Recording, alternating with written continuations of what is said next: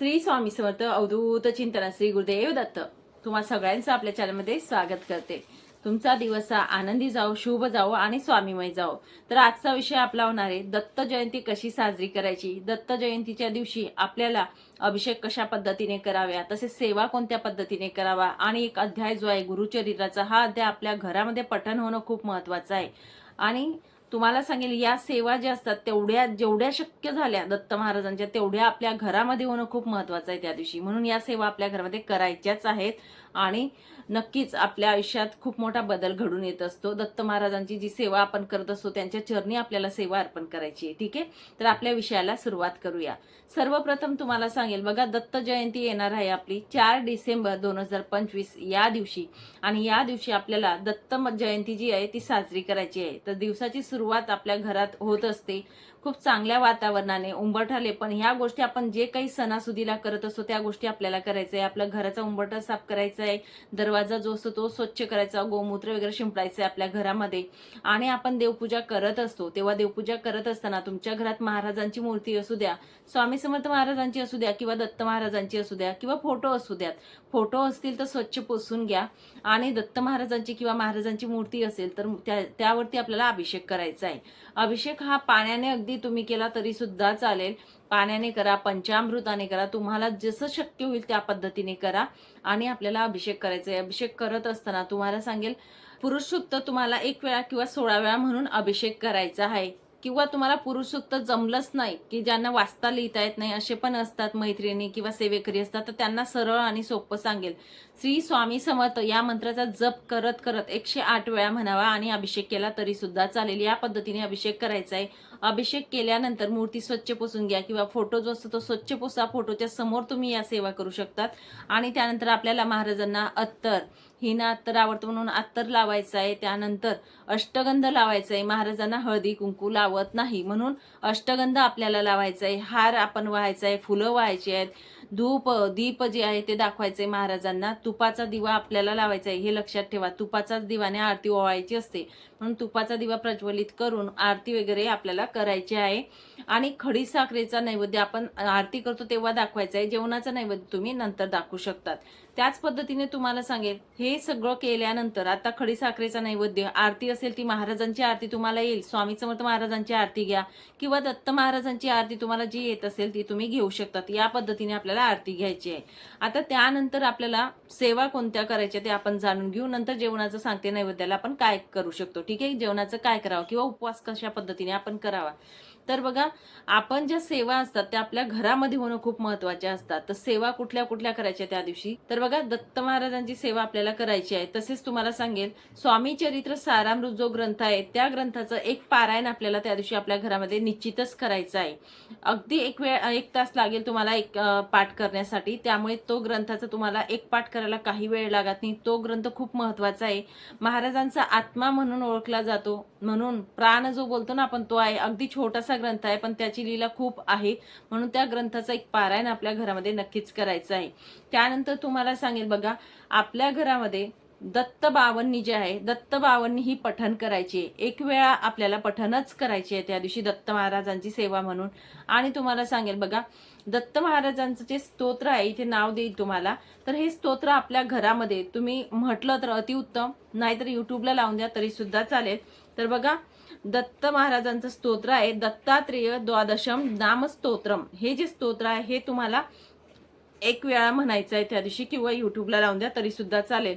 त्यानंतर तुम्हाला सांगेल तारक मंत्र जो आहे महाराजांचा, ते तुम्ही तारक मंत्र म्हणू शकतात, 1 वेळा म्हणा किंवा मग आपण 11 वेळा म्हणू शकतात। दत्त स्तुती जी आहे ती म्हणायची, ती सुद्धा तुम्ही म्हणू शकतात। दत्त महाराजांचा जो मंत्र आहे खूप महत्त्वाचा आणि मूळ मंत्र म्हणजे कोणता बघा, दिगंबरा दिगंबरा श्रीपाद वल्लभ दिगंबरा। या मंत्राचा 1 माळ जप आपल्या घरामध्ये त्या दिवशी व्हायलाच पाहिजे, म्हणून करायचा आहे 1 माळ जप। त्यानंतर दुसरा मंत्र आहे बघा, जो नित्यसेवेच्या ग्रंथामध्ये दिलेला आहे, त्या मंत्राचा सुद्धा आपल्याला 1 माळ जप करायचा आहे। तो म्हणजे कोणता बघा, ओम दिगंबराय विद्महे अत्रिपुत्राय धीमहि तन्नो दत्त प्रचोदयात। इथे लक्षात घ्या, ह्या मंत्राला खूप महत्व आहे त्या दिवशी, म्हणून हा मंत्राची एक माळ तरी जप आपल्याला करायचीच आहे त्या दिवशी.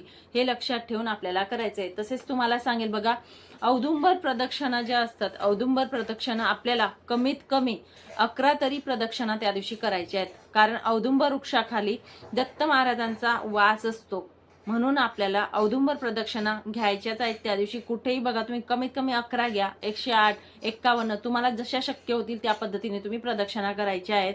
आणि तुम्हाला सांगेल, आता आपल्याला दत्त महाराजांचा जो जन्म असतो तो दुपारी झालेला असतो 12:30ला, म्हणून आपल्याला एक अध्याय पठण करायचं आहे. ज्या या सेवा आहेत या तुम्ही सकाळी करा, संध्याकाळी करा, केव्हाही करू शकता. फक्त अभिषेक आपण देवपूजा करतो तेव्हा करून घ्यायची, जी पूजा असेल ती. आणि आपण देवघरासमोर बसून आपल्याला एक अध्याय जो आहे गुरुचरित्राचा तो पठण करायचा आहे. गुरुचरित्राचा अध्याय क्रमांक 4 जो आहे तो आहे, आणि त्या अध्यायामध्ये दत्त महाराजांचा जन्म झालेला आहे ती ओळ आलेली आहे. आणि ती ओळ जिथपर्यंत आलेली आहे तोपर्यंत आपल्याला वाचन करायचं आहे. म्हणजेच बाळे जन्माला आली, ही ओळ आहे 42वी ओळ. लक्षात घ्या, गुरुचरित्रातील 4था अध्याय, 4थ्या अध्यायामधली 42वी ओळ आहे, तोपर्यंत तुम्हाला वाचन करायचं आहे. हे वाचन कधी म्हणजे आपल्याला बघा, बरोबर आपल्याला शार्प तुम्ही 12 वाजून म्हणजे 25 मिनिटाला किंवा 20 मिनिटाला जरी बसलात तरी तुमचं बरोबर 12:39 वाजता ही ओळ येईल, असं मी तुम्हाला सांगेल. 12:39ला बरोबर आपल्याला जय जयकार करायचा आहे. किंवा 12:30ला पण तुम्ही बसलेत, कारण 12:30ला जन्म होतो, तेव्हा आपल्याला 12:39ला जय जयकार करायचा आहे. तो जय जयकार कोणता करायचा तुम्हाला सांगते मी पुढे. पण ही ओळ आली, 42वी ओळ आली की तिथे थांबायचं. आणि थांबल्यानंतर आपल्याला 3 वेळा अवधूत चिंतन श्री गुरुदेव दत्त, अवधूत चिंतन श्री गुरुदेव दत्त, अवधूत चिंतन श्री गुरुदेव दत्त, या पद्धतीने 3 वेळा आपल्याला जय जयकार घ्यायचा आहे. आणि त्यानंतर पुढचा अध्याय पठण करून घ्यायचा. जो राहिलेला अध्याय अपूर्ण सोडायचा नाही, त्या पुढचं जे पठण जो अध्याय असेल तो अर्धा अध्याय आपल्याला पठण करायचा आहे. या पद्धतीने 4था जो अध्याय आहे गुरुचरित्रातला तो त्या दिवशी आपल्याला 12:39ला आपल्याला हा जय जयकार घ्यायचा आहे. अशा पद्धतीने तुमचा वाचण्याचा स्पीड काय आहे त्या तसं बघून तुम्ही पठण करावा. या पद्धतीने आपल्याला जय जयकार घ्यायचे. ही सेवा त्या दिवशी दत्त महाराजांची आपल्या घरात करायची आहे. आता तुम्ही जर केंद्रात गेले तर केंद्रात ही सेवा घेण्यात येते. केंद्रात जे जे कार होतं सगळं काही होतं, मग तुम्ही घरी नाही केलं तरी सुद्धा चालेल, कारण तिथे आपली सेवा होऊन जाईल. ठीक आहे. पण केंद्रात नाही गेले तर घरच्या घरी या पद्धतीने आपण जन्म दिवस जो असतो तो साजरी करायचा आहे. आणि अजून एक महत्वाचं सांगेल तुम्हाला इथे की बघा, दत्त महाराजांना आता बाळकृष्णाचा जन्म होत असतो तेव्हा पाळण्यात टाकलं जातं. तर तुम्हाला आवर्जून सांगेल, दत्त महाराजांना तुमच्या घरी पाळणा पण असेल पाळण्यात टाकू नका, कारण दत्त महाराज हे आपले बाप आहेत, वडील आहेत, सर्वस्व आहेत. तर आपली एवढी लायकी नाहीये, म्हणून मंदिरातली गोष्ट वेगळी असते, पण आपल्या घरामध्ये दत्त महाराजांची मूर्ती कधीही पाळण्यात टाकत नाही. ही आवर्जून लक्षात ठेवायची गोष्ट आहे, म्हणून हे लक्षात ठेवा. जयंती जरी असली तरी त्यांना पाळण्यात टाकत नाही, हे लक्षात ठेवायचं. आता पुढचं म्हणजे काय बघा, नैवेद्यासाठी आपण काय दाखवायचं, कारण त्या दिवशी बघा आपला उपवास येणार आहे. बरोबर 4 तारखेला आपला दत्त जयंतीचा उपवास राहणार आहे, तर महाराजांचा देखील उपवास राहणार आहे. तर उपवासाचे जे पदार्थ असतात ते तुम्ही त्या दिवशी दाखवायचे आहेत. अगदी म्हणजे ज्यांचा उपवास जसा तुम्ही धरणार आहेत त्या पद्धतीने करा. फक्त गुरुचरित्रवाले जे कांदा लसूण खाणार नाहीत किंवा शेंगदाणे वगैरे खाणार नाहीत, अशा वस्तू जे म्हणजे खाद्यपदार्थ जे खाणार आहेत तुम्ही, त्याचा नैवेद्य तुम्ही सकाळ संध्याकाळ दोघी वेळा फराळाचा दाखवायचा आहे. फलाहार तुम्ही दाखवू शकता, ते फलाहार तुम्ही ग्रहण करू शकतात. या पद्धतीने नैवेद्य दाखवायचा आहे. आणि दुसऱ्या दिवशी तुम्हाला उपवास सोडायचा आहे, म्हणजेच 5 तारखेला उपवास सोडायचा आहे. आता ज्याचा गुरुचरित्र ग्रंथाचं पारायण असेल त्यांनी जे उद्यापनासाठी नैवेद्य असतो बनवलेला तो दाखवायचा आहे. आणि सर्वसाधारण ज्यांनी नसेल त्यांनी सर्वसाधारण जो आपण उपवास सोडत असतो त्या पद्धतीने दाखवायचा असतो. दत्त जयंतीचा उपवास हा एकादशी सारखा असतो, पूर्ण दिवस धरला जातो, म्हणजे सकाळ संध्याकाळ उपवास केला जातो आणि दुसऱ्या दिवशी हा उपवास सोडण्यात येतो. ठीक आहे. अशा पद्धतीने हा उपवास आपल्याला दत्त जयंतीचा करायचा आहे. 5 तारखेला आपला उपवास सोडण्यात येईल, 4 तारखेला उपवास करायचा आहे. ठीक आहे. या पद्धतीने दत्त जयंती ही आपल्याला आपल्या घरामध्ये साजरी करायची आहे. आणि दत्त महाराजांच्या जेवढ्या होऊ शकतील तेवढ्या सेवा करायचा प्रयत्न करायचा आहे. नक्कीच आपल्या घरामध्ये या सेवा तुम्ही करा. दत्त महाराजांचे खूप सुंदर सुंदर असे गीत आहेत, ते तुम्ही तुमच्या घरात लावू शकतात.